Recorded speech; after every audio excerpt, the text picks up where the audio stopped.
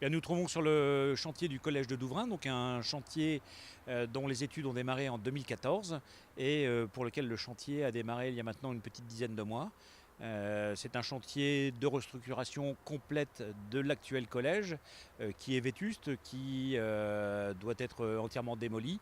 Alors, c'est un chantier qui va durer en tout 34 mois. On a différentes phases.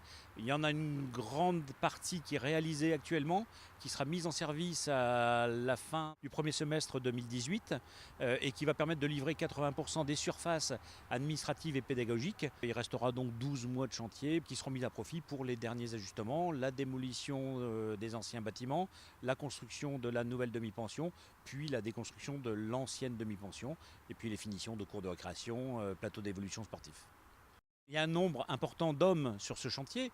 Ça a démarré doucement avec les terrassements, les fondations. C'est monté en puissance aujourd'hui avec le gros œuvre qui a bien évolué, la grue qui est en place.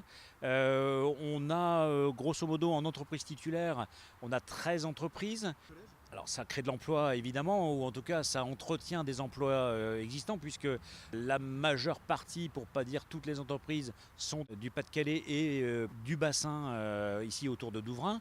On utilise aussi des matériaux qui proviennent d'entreprises locales. Je pense notamment au métis qui va être utilisé dans les isolants pour les logements de fonction. Je pense à l'habillage de l'ensemble des bardages métalliques du bâtiment administratif qui proviennent d'entreprises qui sont ici à moins de 10 km.